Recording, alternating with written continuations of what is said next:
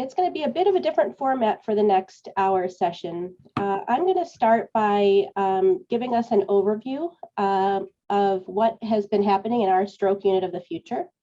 And then I'll ask the panelists to come into the conversation after this, this tour through what's been going on in our stroke unit for a lively and interactive discussion. But as always, please feel free to keep putting your comments and questions in the Q&A. So I'm going to go ahead and share my screen, start with a few slides, and then I'll invite the panelists into the conversation. All right, so this day has really accumulated a lot of knowledge sharing, a lot of sharing of the science, concept sharing, and I want to turn now to how do we really get it to the patient? That's really what it's all about. If we do a lot of stroking of our beards and talking about sort of concepts without getting it to the patient, we've all failed in the end. This is an extremely disabling disease, impacts people within 1 minute of onset of stroke. And so I'm going to take you through what we've been doing to change this paradigm of stroke care. We call it the stroke unit of the future. Meet our brain rescue unit here at Johns Hopkins. And I'm just going to give you kind of a buffet of things that have been going on that really marry all of these concepts together of recovery, early recovery concepts, enriched environments, and some of the state of the science. So I'm Mona Bayhuth. I am a stroke neurologist, and I'm the medical director of the brain rescue unit. Some disclosures just based on some of my grant funding to do this work, but nothing directly related. So just so we're crystal clear of where we're starting, our vision is really to improve the life of every stroke patient. We really need to move the needle on improving patient outcome after this disease. And just to really focus on what we're talking about today and during this session is really what are we doing in the very early period? During the hospital, within hours, days, minutes after stroke, all the way through the transition back to their home after they leave the hospital. So we have a continuum of stroke care that has lots to talk about. Each phase of stroke recovery really has its own personality. And we're really going to stay very laser focused right now on the very early recovery period, the hospital and hospital to home period. My personal belief is that we can reduce stroke-related disability if we get this episode of care exactly right. So meaning that if we do things right and get things treated early, as well as avoid complications, we'll have set the patient on a healing path towards a better quality of life. So this is a familiar slide. We've seen it earlier by Dr. Corbett. His slide reminds us that you don't have an endless amount of days and weeks to really repair your brain. And there's a critical period of time that we really need to get things right for brain repair. The first 2 weeks after stroke are one of those critical periods, all the way up to the first month after stroke.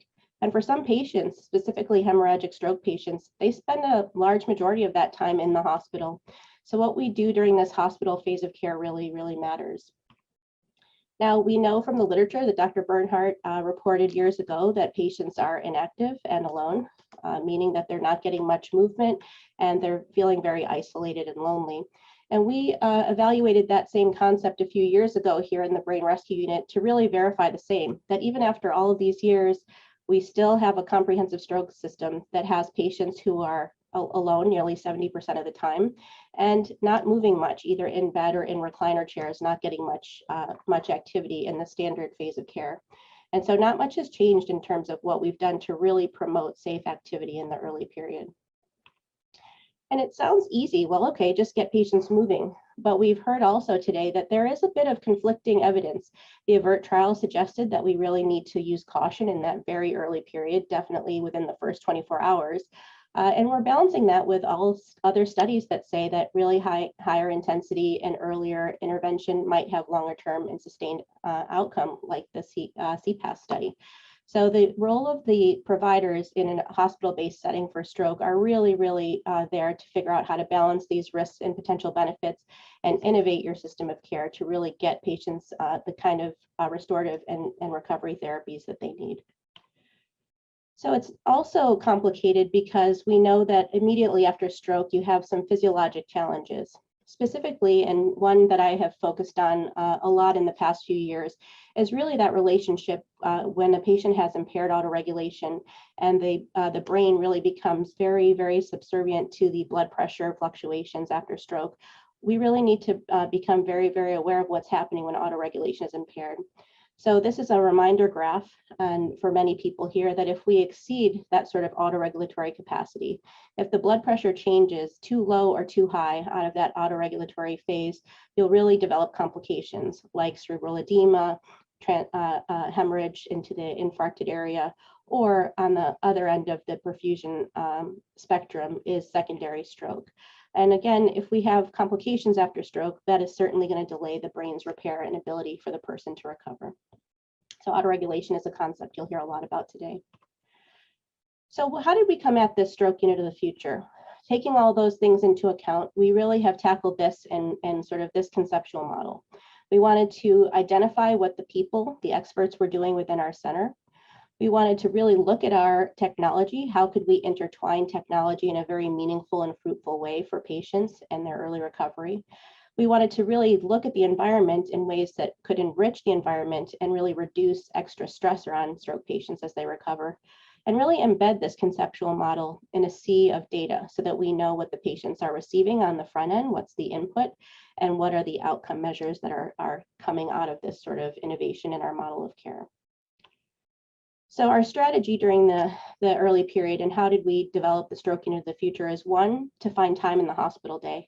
We know that most hospitals are really just focusing on diagnostic testing and expediting transition to rehab if necessary for patients, where recovery can start at that time. We wanted to talk about what are meaningful activities, how do we progress the intensity of these interventions, what are the treatment durations, what is the prescription for meaningful activity in this early period after stroke, if at all. And then we want to measure patient response, both hemodynamic response and other physiologic parameters. So we started number one. Does the hospital even have time for such insertion of recovery activities?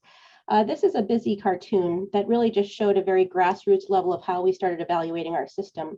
We tracked our patient movement for a cohort of patients who really were coming through our stroke center to find out what is their daily schedule, where is the time for each individual patient, and can we find some spare time to insert recovery activities? We found that diagnostic testing, each common diagnostic test took a lot of patient time during each patient day, transport to tests like MRI and echocardiogram. We found that patients were having a lot of assessments, of course, blood pressure assessments, nursing assessments, neurologic assessments. But still, despite all of this diagnostic testing and evaluation, there were pockets of time available to each patient in the hospital setting for which we hypothesized that we can insert safe and meaningful early activity. And then we went to work with our colleagues at the School of Engineering. And here we look to see with early data, clinical data that lives in our clinical electronic medical record, could we predict which patients and what their length of stay would be so that we know what kind of recovery pathway to set for each patient? And what we found in this cohort of 2,000 patients was there is a signal, there is a clinical signal in the early data within 24 hours of admission after stroke that really was helpful to help us predict which patients would be here longer than 7 days, who could have a more prolonged recovery plan made, and who would be here for the shorter length of stay so that we could consolidate some of the early recovery activities. Next, we asked ourselves, do we have the staff to build such a model of experts to incorporate recovery activities? And here we decided to start some innovations on the ground to really bring in all levels of providers into early activity. So this was an algorithm that was started in the neurocritical care unit.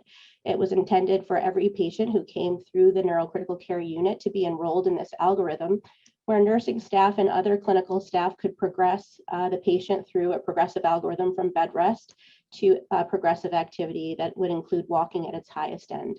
The concept here again was sort of slow progressive verticalization so that there isn't this all or nothing mentality, and that we could start in-bed activities for patients who required bed rest at the time of their critical illness. So we brought more providers into the fold of who can start early activity safely in the early recovery period. We needed tools for that to make sure our staff was safe, and this is just a smattering of tools that were helpful to our units and to our staff to make sure patients could progressively move from bed rest to more active states. There are verticalization tables, there are cycle ergometers that could keep people moving their muscles and moving their limbs, even those who are in a comatose state are unable to do so themselves. And the idea here is that if we prevent complications early and at least keep the muscle and the patient moving slightly, we can then progress to more intensive activities when their physiologic state is ready. Next, Annette Leveza came into the fold, and we really decided that we could look to see if we could put an enhanced therapy model together. And Annette is the director of the acute therapy team. We looked at our staffing models and crafted together a plan for how to bring an enhanced therapy model to our stroke patients, such that they're able to get 2 to 3 hours of therapy sessions on most days of the week, even into the weekends. And you can see here that on our little colorful bar graph, this was really showed that we were able to really significantly increase our number of therapy visits. As you can see, the number of therapy visits, SLP alone, almost tripled with the initiation of the enhanced therapy model. And early indications really suggest that there may be a benefit long-term in terms of our number of patients achieving modified Rankin scores of 0, 1, or 2. As well as discharge locations. So more to come on that, and there should be a publication coming soon with Dr. Pruski and I to really talk more about that model and some of our early outcomes. So enhanced therapy model was able to be implemented pretty safely and effectively here a couple of years ago. But our next question to ourselves were, but can patients actually tolerate early activity? These are patients with many comorbid conditions. There are patients who maybe were very inactive even before the stroke happened, and now they're quite sick, fatigued, sleep deprived, and with a large insult to the brain. So our question was, could we really insert activity that patients can tolerate in those first few days after stroke? And this really required use of technology, again, where we could do continuous hemodynamic monitoring and looking to really look at the patient response on a very individual level as we inserted prescribed amounts of activity per day. A couple of small observational studies that we published as well. We wanted to demonstrate that blood pressures did not fluctuate before and after activities such as cycle ergometry. We did not have any problems with intracerebral pressure for patients who had monitoring of their ICP. So we wanted to really start looking observationally to make sure that we weren't introducing any physiologic problems for patients when we increase their activity using measured interventions like cycle ergometry. And again, we also wanted to look to see if we inserted upper extremity cycle ergometry, would we see any such problems? And again, we don't see any meaningful difference in ICP for patients using upper extremity cycle ergometry, even if they were holding their breath or bearing down during their activity. And then finally, we were really interested to make sure that we could kind of have a grassroots, playful approach. You'll hear more about, and you've already heard about this digital therapeutics from Omar Ahmad. But we really wanted to say, with low cost, could we insert a fun game approach to our unit where patients could play on their own, both with their therapists or with their nursing staff? And here is one of our therapists, Megan Ziegler. She created this algorithm that really used donated Wiis. Everybody, all the staff of the units donated their Wii systems. And we came up with this focused algorithm that really looked to see if a patient has a particular deficit, could we prescribe a couple of games that might be both entertaining to the patient and promote more activity as the patient kind of move through that gaming system. And we found that we could have patients even critically ill on ventilators doing such activities both safely and effectively. So while we talked about a lot about high-end games, keeping the kind of low reach games on our radar is really important as we start talking with the panel about ways to extend some of these activities to your hospital centers. And then next, we wanted to see, what does it take to really enhance our environment? Can we transform our hospital space to a healing space? And that really took a couple of different sort of facilities investments. We built what we call the super room, which is a patient room that is armed with some of the digital therapeutic systems and monitoring systems that we talked about. We have an immersive treatment room, an individual treatment room where a patient can move to a space on the brain rescue unit to play in a space that really takes the hospital feeling away from where they are. We have the socialization space. Dr. Hillis started to talk about some of the Eating Together programs. We wanted a place where people could feel less isolated and come together to really socialize and talk together and feel less isolated and alone. So here's just a couple of more data about that communal eating program that Dr. Hillis mentioned, just to show that we really are trying to focus on measurement of what we are actually bringing to a patient when we build such things such as the social eating space and social eating program. And you can see here that patients who had 2 or more sessions ate more percentage of their lunch, and they were more interactive in terms of the number of repetition and spoken words that they had. So no real hard findings for now, but more to come to see if socialization can really improve people's ability to speak together and feel less isolated as we move forward. Next, we had a grant with the Peabody Institute. This was pre-COVID, where we were bringing live music to the units. Here we brought musicians who played a wide array of music to see if bringing patients out of their room into a more lively space with music would really have any effect on their hemodynamic status. And these sessions, although had interrupted by COVID, we wanted to really measure pre and post blood pressures to say, could we actually affect the hemodynamic system using music intervention, or would it have any direct effect on patients? So there are going to be much more data, but unfortunately COVID caused us to pivot to a more online version of this program. But I hope that we can get back to the live music sessions to see how they might improve hemodynamic response. And then you heard a lot from Dr. Ahmad about digital therapeutics. Well, I want to make just a couple of comments about the importance of measuring and putting these behavioral trials into really strong methodologic formats. Here we wanted to know, can we increase hospital activity by using prescribed games? And in 33 sessions of patients using the MindPod on our unit, we were able to demonstrate that patients within even the first week after stroke were able to increase their time on task by about 30 minutes.